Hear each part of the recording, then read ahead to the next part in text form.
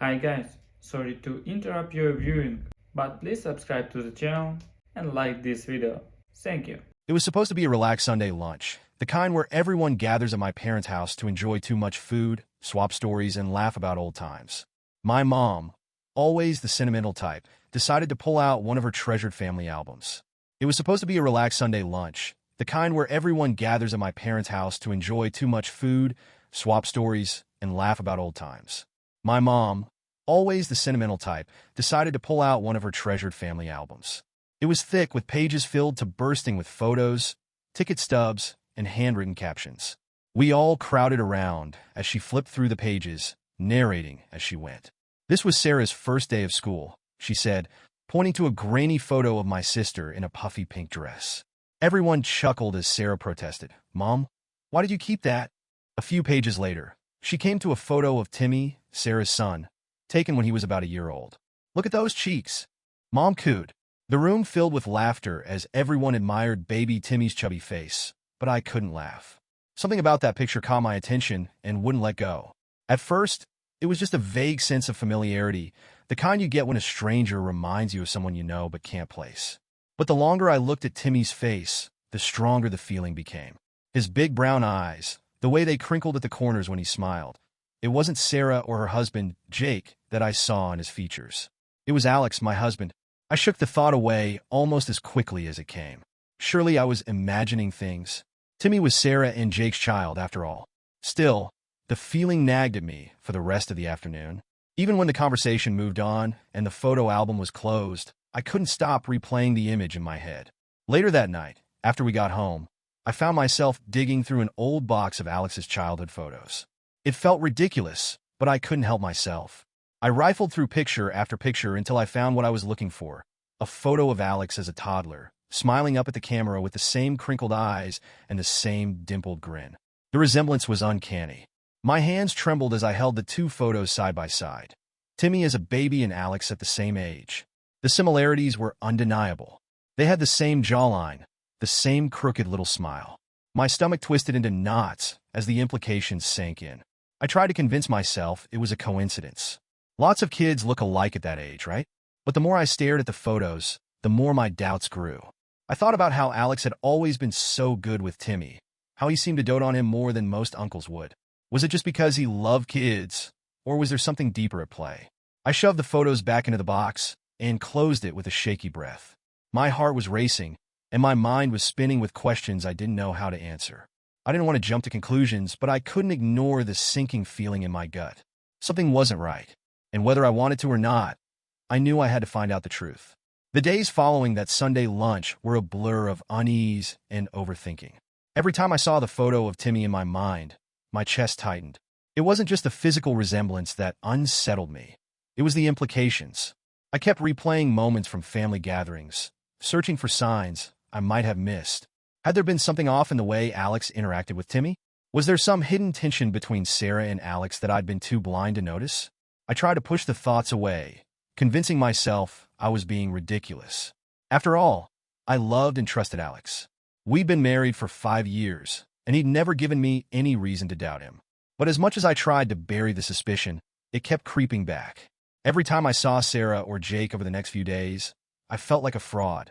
Jake would greet me with his usual easy smile, oblivious to the storm brewing in my mind. Sarah, on the other hand, seemed distracted, her laughter a little too forced. Or maybe I was imagining that too. By the third day, I couldn't take it anymore. The doubts were eating me alive, and I knew I had to say something, anything, to Alex. That evening, as we were cleaning up after dinner, I casually brought it up. "Hey," I said, reaching for the stack of plates on the counter.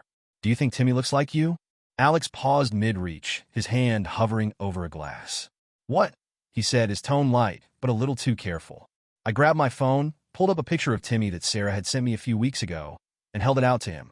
"Look," I said, keeping my voice as casual as I could manage. The smile, the eyes. "Doesn't he look a little like you did as a kid?" He took the phone from me, glanced at the picture, and laughed. "That's a stretch," he said, handing it back. "Timmy looks like Jake. Everyone says so." But as he turned back to the sink, I caught a flicker of something in his expression. Panic, maybe? Guilt? It was there and gone in an instant, leaving me questioning whether I'd imagined it. Alex changed the subject quickly, steering the conversation toward our weekend plans. But the flicker I'd seen planted a seed of doubt I couldn't ignore.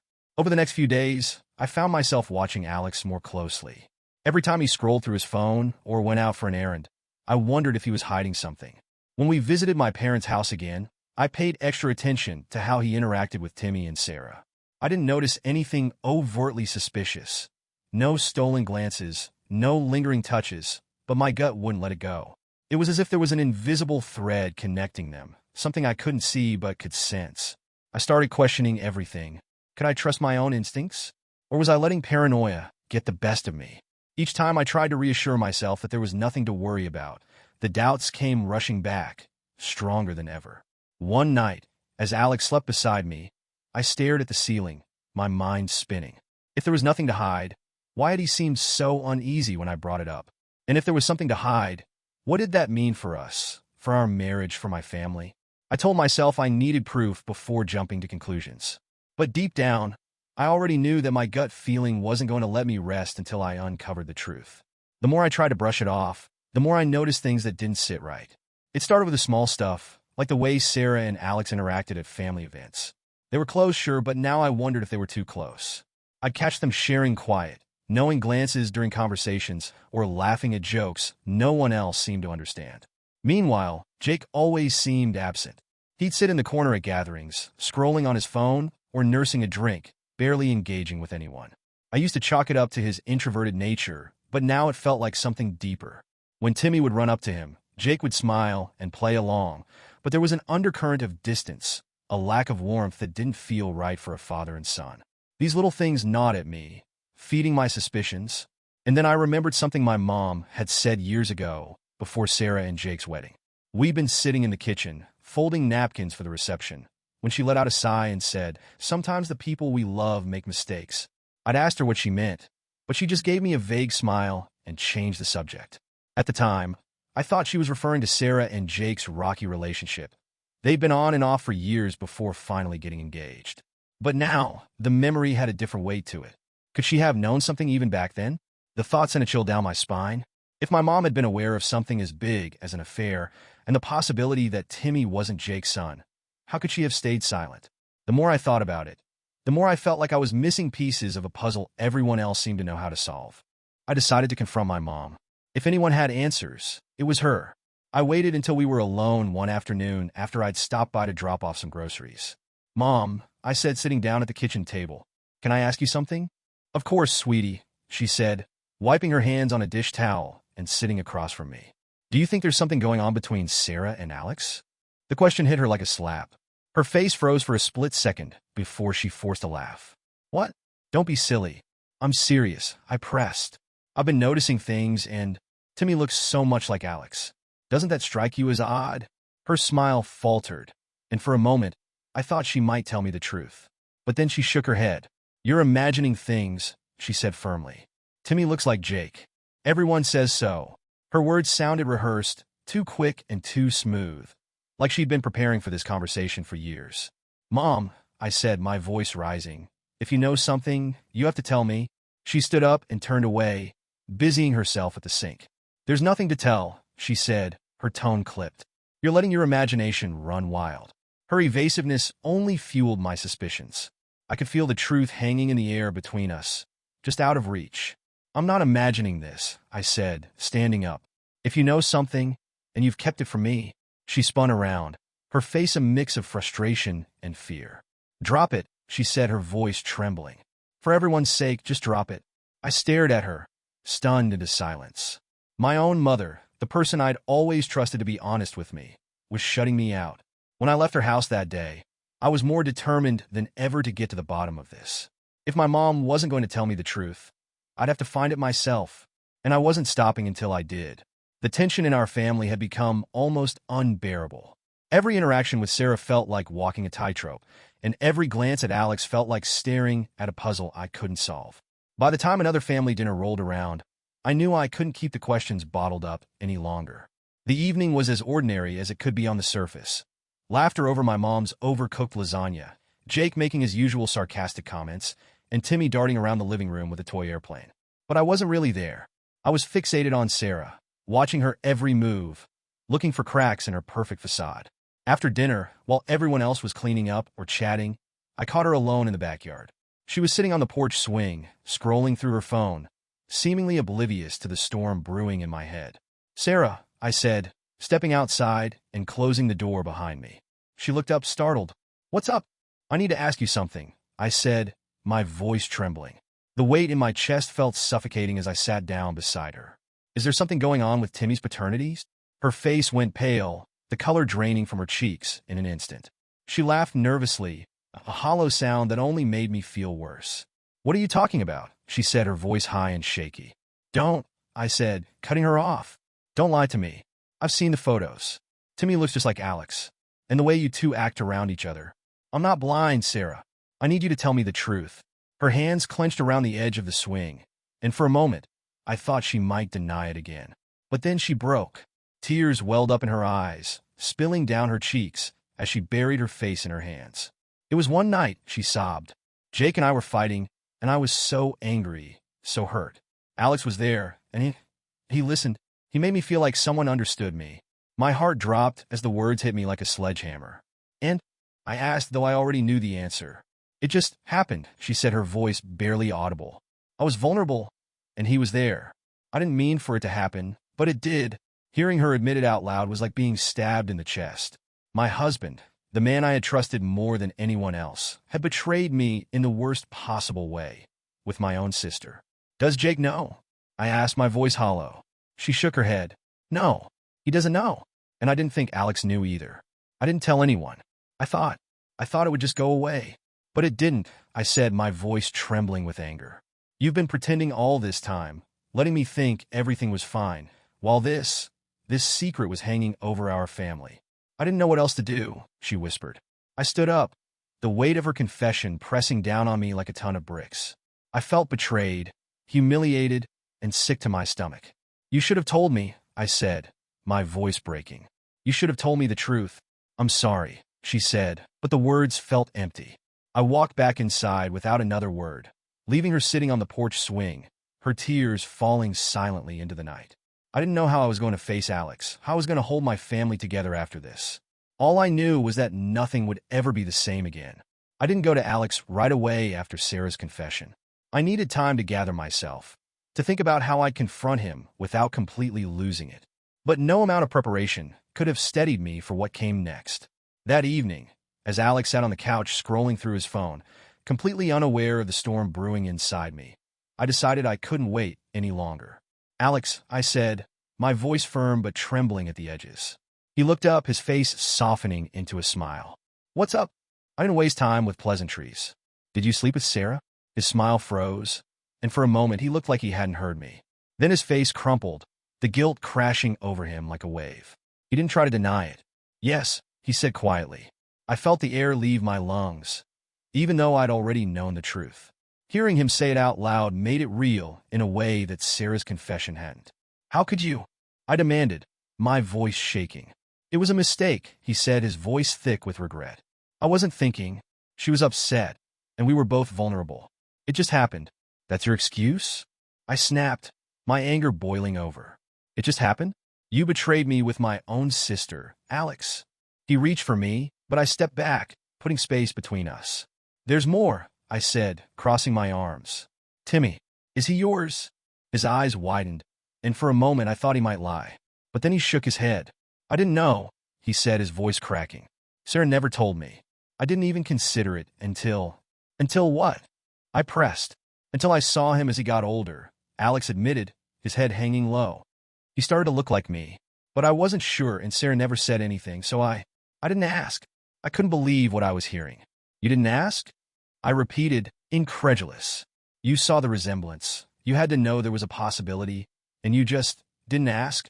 "I was scared," he said, his voice barely above a whisper. "I was scared of what it would mean for us, for our family. I thought if I ignored it, it would go away." We argued for hours.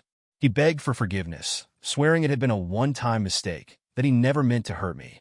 But I couldn't let it go. "Do you have any idea what this has done to me?" I shouted. "I trusted you, Alex. I trusted you more than anyone, and you've been lying to me for years." "I wasn't lying," he insisted. "I didn't know about Timmy, I swear." And the affair, it was a moment of weakness. It didn't mean anything. It meant something to me, I said, tears streaming down my face. It meant you weren't the man I thought you were. By the end of the night, we were both emotionally drained. Alex slept in the guest room, leaving me alone to grapple with the shattered pieces of our marriage. I wanted to believe he was telling the truth, that he hadn't known about Timmy and that the affair had been a terrible, isolated mistake. But how could I trust anything he said now? As I lay awake in bed, staring at the ceiling, one thought echoed in my mind. The man I loved, the man I had built a life with, was a stranger.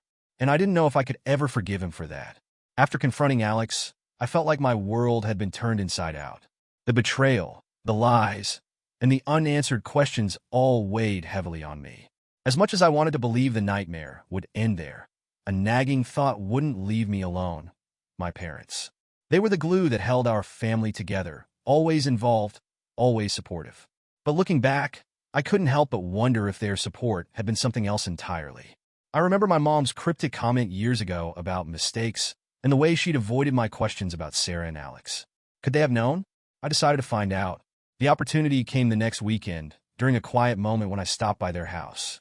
My dad was watching a game in the living room, oblivious to the tension brewing in the kitchen as my mom and I sat across from each other at the table. "Mom," I began, my voice steady but firm, "I need to talk to you about something serious." Her smile faltered as she set down her coffee. "Of course, sweetie. What's on your mind? Did you know about Sarah and Alex?" Her face froze, her lips parting slightly as if she were about to say something but couldn't find the words. She glanced at the doorway, as though worried my dad might overhear. "I don't know what you mean," she said, her voice careful and measured. "Don't do that," I snapped, my frustration bubbling to the surface. "Don't act like you don't know what I'm talking about. Did you know Alex slept with Sarah? Did you know Timmy might be his son?" The silence that followed was deafening. My mom looked away, her hands clasped tightly together, her knuckles white. Finally, she let out a long sigh. "We knew," she admitted, her voice barely above a whisper. I stared at her, unable to believe what I was hearing. "You knew?" I repeated, incredulous. "For how long?" "Since Timmy was born," she said, her voice heavy with guilt. "Your father and I, we suspected at first. The resemblance was hard to ignore. But then Sarah told us the truth. I felt like I'd been punched in the stomach. And you didn't tell me?" "We didn't know how," she said, her eyes pleading with me to understand. "You were so happy with Alex, and Sarah was trying to make things work with Jake. We thought it was best to keep it quiet, to protect everyone." "Protect everyone?" I said, my voice rising. "You weren't protecting me. You were protecting them." My dad must have heard the shouting, because he appeared in the doorway, his face a mix of confusion and concern. "What's going on?" "Tell him," I said, glaring at my mom. "Tell him what you just told me." She hesitated, but under my glare, she finally confessed. My dad's face fell as he listened, his expression shifting from shock to anger to something I couldn't quite place. Resignation, maybe. "You should have told her," he said to my mom, his voice low.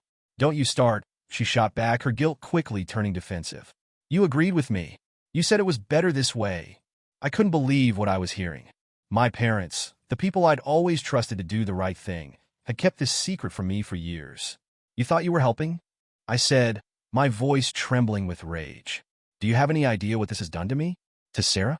To all of us?" My mom reached for me, but I pulled away. "We thought we were protecting you," she said, tears streaming down her face. "We thought we were protecting the family." "You weren't protecting anyone," I said, standing up. "You were just pretending it didn't happen." I left their house that day, feeling more betrayed than ever. The people who were supposed to have my back had been complicit in the lies that had torn my family apart. As I drove home, my anger gave way to a deep, aching sadness. My parents weren't villains. They'd made a terrible decision in an impossible situation.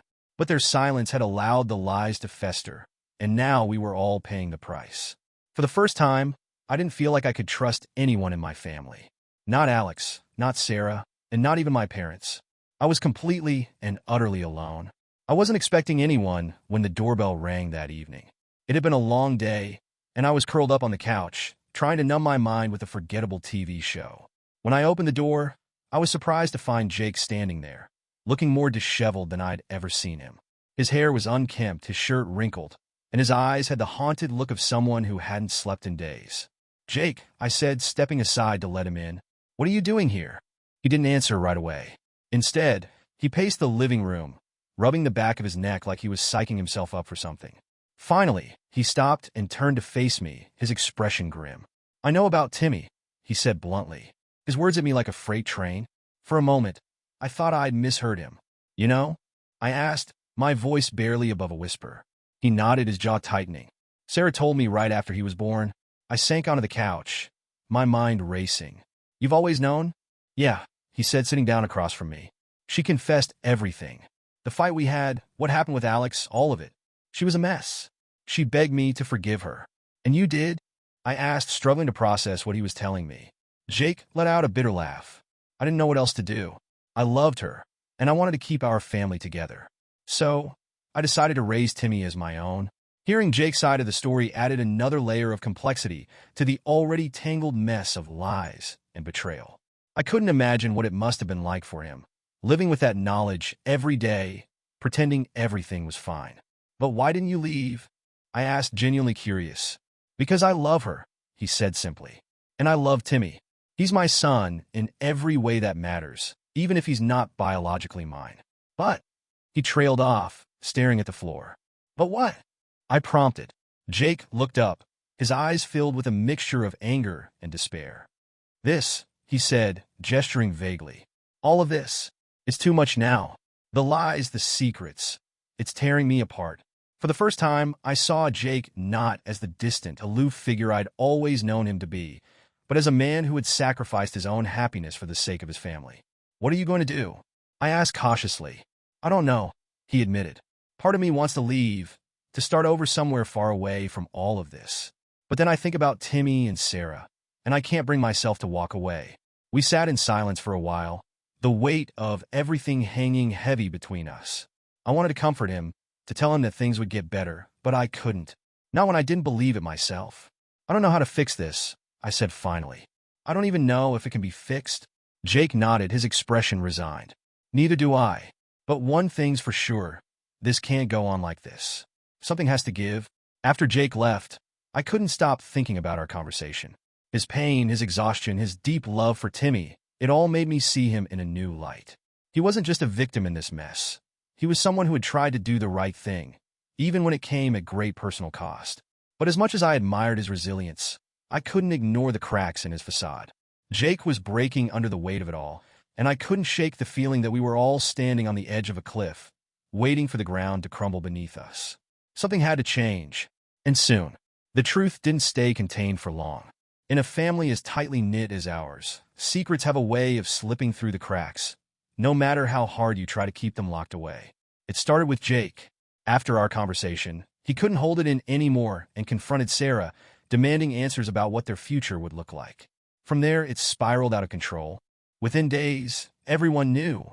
My parents, who had spent years pretending everything was fine, could no longer keep up the charade. My dad tried to play the peacemaker, insisting we all sit down to talk it out, but no one was in the mood for family therapy. Every gathering became an explosion waiting to happen, with arguments erupting at the slightest provocation. The worst part was seeing Sarah and Jake's marriage fall apart in real time. Jake stopped coming to family events, and Sarah began avoiding his calls, clearly overwhelmed by the weight of her own guilt. The bond they'd once shared, fragile as it had been, seemed irreparably broken. As for Alex and me, we were barely holding on. Every conversation felt like walking through a minefield, with old wounds reopening at the slightest misstep. He apologized endlessly, swearing he'd do whatever it took to fix things, but I couldn't bring myself to trust him. "You don't just fix something like this," I told him one night after yet another tense argument. "You broke us, Alex. You broke me." "I know," he said, his voice thick with regret. "But I love you. Isn't that worth fighting for?" I wanted to believe him. Part of me still loved him, still clung to the memories of the man I thought I'd married. But every time I looked at him, I saw Sarah's face, heard her confession, felt the weight of the betrayal all over again. Through it all, Timmy remained blissfully unaware of the chaos swirling around him. He was only a child, too young to understand the complexities of adult relationships or the web of lies that had ensnared his family. Watching him play, so carefree and innocent, broke my heart. He didn't deserve any of this. He didn't ask to be born into a family fractured by secrets and betrayals. One afternoon, I watched him toddle over to Jake, holding up a toy truck with a big grin. Jake forced a smile and ruffled Timmy's hair, but the sadness in his eyes was unmistakable. It hit me then, harder than ever. Timmy wasn't just a casualty of this mess. He was the one who stood to lose the most. The more the truth spread, the more isolated I felt. My parents, once the bedrock of our family, had become distant, consumed by their own guilt. My mom avoided me altogether, as though seeing me reminded her of the choices she'd made. For the first time in my life, I felt like I didn't have a family anymore. The people I'd grown up with, the people I'd trusted to be my support system, were now strangers to me. The house I'd once found comfort in felt suffocating. The family dinners that had been the highlight of my week became unbearable. Even the thought of being in the same room as Sarah or Alex made my skin crawl. I started spending more time alone, trying to sort through the tangled mess of emotions. Anger, sadness, betrayal, and a gnawing sense of loss. But no matter how hard I tried, I couldn't shake the feeling that this wasn't just about me. It was about all of us, about the cracks that had been there all along, but had only now come to light. The fallout had left us all broken, scattered like pieces of a shattered vase. And while I didn't know if we could ever put those pieces back together, I knew one thing for certain. Things could never go back to the way they were. We had reached a point of no return, and the only way forward was through. The weeks following the fallout were some of the loneliest and most tumultuous of my life. The silence from Sarah was deafening, and while part of me appreciated the space, another part of me couldn't stop wondering if we would ever speak again. I missed her, despite everything. Growing up, Sarah and I had been inseparable, sharing everything from clothes to secrets. Now, she felt like a stranger, someone I barely recognized. One rainy afternoon, as I sat on the couch flipping through a book I wasn't really reading, my phone buzzed. It was a text from Sarah. "Can we talk?" I stared at the screen for a long time, debating whether to reply. Part of me wanted to ignore it, to hold on to the anger and pain that had consumed me for weeks. But another part of me, the part that still cared about her despite it all, knew I had to say yes. When Sarah arrived, she looked fragile, her eyes puffy and her shoulders slumped. She hesitated at the doorway, clutching her purse like a lifeline. "Hi," she said softly. "Hi," I replied, stepping aside to let her in. We sat across from each other in the living room, the tension so thick it felt like a physical barrier between us. For a few moments, neither of us spoke. Then Sarah broke the silence. "I'm so sorry," she said, her voice cracking. "I never wanted this to hurt you." Her apology opened the floodgates. All the anger, sadness, and resentment I'd been holding back poured out in a rush of words. "You didn't want to hurt me?" I snapped. "You slept with my husband, Sarah. You lied to me for years. How did you think this wouldn't hurt me?" She flinched, tears streaming down her face. "I know," she said. "I know I don't deserve your forgiveness. But I need you to know that it wasn't about you. I was in a bad place, and I made a terrible mistake." For hours, we talked, really talked, for the first time since everything had come to light. Sarah admitted how lonely she'd felt during her rough patch with Jake, how she'd leaned on Alex when she should have turned to her husband or sought help. She confessed how much she'd hated herself for what happened, how she'd been terrified of losing both me and Jake if the truth ever came out. "I thought I could bury it," she said, her voice trembling. "But it's haunted me every day since." Hearing her vulnerability didn't erase the pain, but it did help me see her as human again.